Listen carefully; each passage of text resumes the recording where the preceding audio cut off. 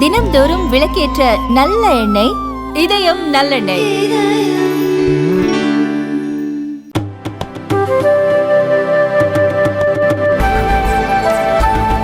மாண்புமிகு தமிழகத்தினுடைய முதலமைச்சர் மரியாதைக்குரிய அண்ணன் தளபதி அவர்கள் உத்தரவு வழங்கி ஆணைகள் வழங்கி அந்த வகையிலே கடலோரம் இருக்கின்ற மீனவ பெண்களுக்கு வாழ்வாதாரம் வழங்க வேண்டும் என்ற வகையிலே கடல் பாசிகளை வளர்க்கின்ற திட்டத்தை வழங்கியிருக்கின்றார்கள். அந்த வகையிலே ரூபாய் 127 கோடியே 72 லட்சத்தில் அந்த திட்டம் இன்றைக்கு தொடங்கப்பட்டிருக்கின்றது. அது ராமநாதபுரத்தில் ஏற்கனவே அடிக்கல் நாட்டப்பட்டிருக்கின்றது. அதனுடைய கடற்பாசியை எடுத்து அதை தரம் உயர்த்துவதற்கான வழிவகைகளை காண்கிற வகையிலே இது ஏற்கனவே ராமநாதபுரம் மாவட்டத்தில் வளமாவூர் கிராமம் 120 ஹெக்டேர் இடத்துல அது அமைஞ்சிருக்கு. அதுபோல இன்றைக்கு புதுக்கோட்டை மாவட்டம் கந்தர்வக்கோட்டை தாலுகாவில் மங்கனூர் கிராமத்தில் 78 ஏக்கர் பரப்பளவில் இந்த திட்டத்தை நடைமுறைப்படுத்துவதற்காக இடத்தை பார்வையிட்டு உடனடியாக அதை பணியை தொடங்குவதற்கான நடைமுறைகளை செய்வதற்காக ஆய்வு செய்வதற்காக இங்கே வந்தோம். இதுல ஏறக்குறைய இந்த இது அமையுமானால் இந்த பகுதியில் இருக்கின்ற மக்கள் பெண்கள் குறிப்பாக அதிகமான பெண்கள் பயன்படுகின்ற வகையிலே ஏறக்குறைய 10,000 பெண்கள் இந்த இதிலே வேலை பார்க்கின்ற வகையிலே இதை இந்த கடற்பாசி தரம் உயர்த்துவதற்கான அந்த இதில் வேலை பார்ப்பதற்கான நடைமுறைகள் உருவாக்கப்பட்டிருக்கின்றது. ஆகவே இந்த பகுதியில் தொடங்க வேண்டும் என்ற வகையிலே தமிழகத்தின் முதலமைச்சர் அவர்கள் எங்களுக்கு ஆணைகள் வழங்கியிருக்கின்றார்கள். அந்த வகையிலே இதை ஆய்வு செய்திருக்கின்றோம். இதன் பயனாக இந்த பகுதியில் இருக்கின்ற மக்கள் பயன்பெறுகின்ற வகையிலே அதுபோல தமிழகம் உயர்கின்ற வகையிலே இந்த தொழில் வளர்கின்ற வகையிலே இந்த திட்டத்தை நடைமுறைப்படுத்த இருக்கின்றோம். கடலோர பகுதிங்கிறது நம்ம மாவட்டத்துல மற்ற மாவட்டம் மாதிரி கிடையாதுன்னா 80 கிலோமீட்டர் தாண்டி இருக்கு.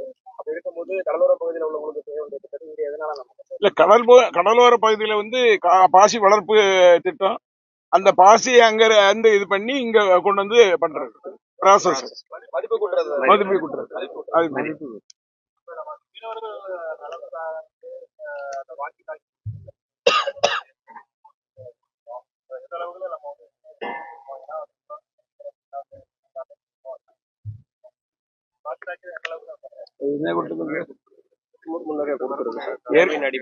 ஏற்கனவே வாக்கி டாக்கி கொடுத்திருக்கோம்.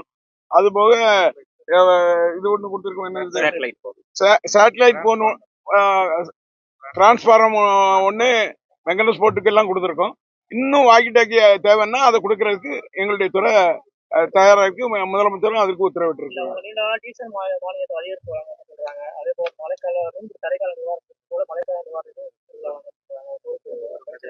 ஏற்கனவே 5,000 இருந்து 6,000 மாத்தியாச்சு. ஏற்கனவே ராமநாதபுரம் மாவட்டத்தில் நடந்த மீனவர் மாநாட்டுல முதலமைச்சர் அறிவித்த அந்த திட்டத்தை 5,000 இருப்பதை 8,000 வர இருக்கின்ற தடைகால பணமாக 5,000 இருக்கிறத 8,000 வழங்க இருக்கிறோம். டீசலும் கூட்டி வழங்க அறிவிச்சிருக்காங்க. கூட்டி வழங்க போறோம் டீசலும் மண்ணெண்ணையும்.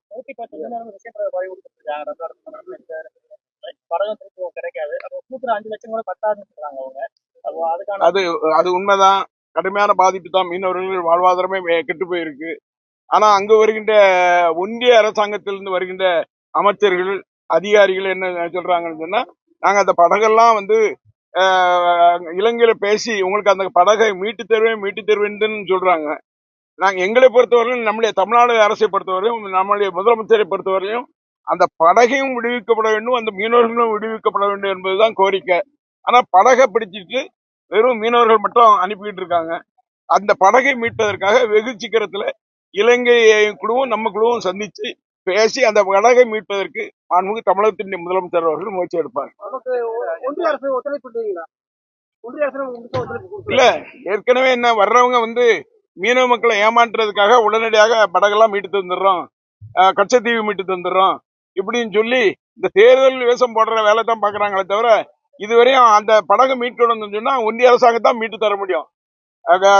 நம்முடைய தமிழ்நாடு கவர்மெண்ட் அதை அங்க மத்திய அரசாங்கத்தோடு அழுத்தி வெளியுறவுத்துறை அமைச்சரை அழுத்தி இலங்கையோட பேசிதான் அந்த போட்டை மீட்க முடியும். ஆகவே அவர்கள் தான் அதை செய்ய வேண்டும். அதற்கான அழுத்தத்தை நம்முடைய தமிழகத்தின் முதலமைச்சர் அவர்கள் அழுத்தமாக கொடுத்து கொண்டிருக்கிறார். மீட்க முடியாதாங்கிறது இல்ல, மீட்பதற்காக ஏற்கனவே நம்முடைய தமிழ்நாடு அரசாங்கமும் தமிழக முதலமைச்சர் அவர்களும் ஏற்கனவே சுப்ரீம் கோர்ட்ல ஒரு கேஸ் போட்டிருக்காங்க. அந்த கேஸ் ஓடிக்கிட்டு இருக்கு. எந்த வகையில மீட்க வேண்டும் என்பதுதான் திராவிட முன்னேற்ற கழகத்துடைய கருத்து.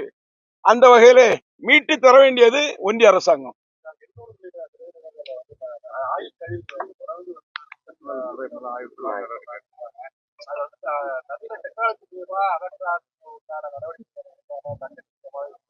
இல்ல அது இல்ல அது அது மழை காலத்துல திடீர்னு அந்த ஆயில் கலந்துட்டு அது சுற்றுச்சூழல் துறையின் மூலம் அது ஆய்வு செய்யப்பட்டு என்னென்ன நடவடிக்கை எடுக்கணுமோ அந்த வகையில நடவடிக்கை எடுத்து வர்றாங்க. திடீர்னு எடுக்க வேண்டியதற்கனால அந்த நடவடிக்கை எடுத்திருப்பாங்க. அதற்கான மிஷின் வச்சு எடுக்கக்கூடிய பணிகளும் நடக்கும். தூத்துக்குடி இயல்பு நிலைக்கு வந்துருச்சா சார்? நீங்களே கிட்டத்தட்ட 3 நாள் தூத்துக்குடி இயல்பு நிலைக்கு வந்துருச்சா? நீங்களே ஒரு 3 நாள் பாதிக்கப்பட்டிருக்கீங்க. உங்க ஊரு கிராமம்லாம் எப்படி இருக்கு? ரோடு வசதி எல்லாம் சரியா இருக்கா? ஏற்கனவே தூத்துக்குடி மாண்புமிகு முதலமைச்சர் எடுத்த நடவடிக்கையின் காரணமாக எல்லா அதிகாரிகளும் அங்க உட்கார்ந்து இருந்து எல்லா வேலைகளும் எங்கெங்க ரோடு கட்டாச்சோ அதெல்லாம் போட்டு எங்கெங்கெல்லாம் உடைப்பு ஏற்பட்டிருக்கிறதோ அங்கே அடைக்கின்ற வேலை, குளங்களை அடைப்பது, வாய்க்கால்களை அடைப்பது, அத்தனை பணிகளும் இன்றைக்கு நடந்து கொண்டிருக்குது.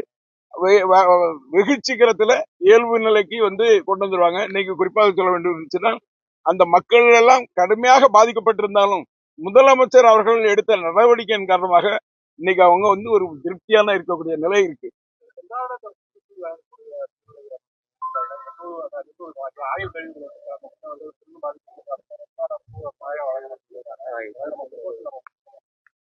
அதற்கான ஆய்வு நடைபெற்று வருகிறது. ஆய்வு நடைபெற்று அது முதலமைச்சரோடு கலந்து அதற்கான நடவடிக்கைகளை முதலமைச்சர் அவர்கள் எடுப்பார்கள்.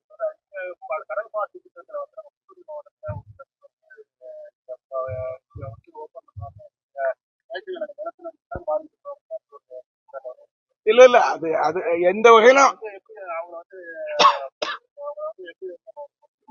வகையிலும் அவர்கள் பாதிக்காத அளவில் தான் நாங்கள் எல்லா நடவடிக்கையும் எடுப்போம்.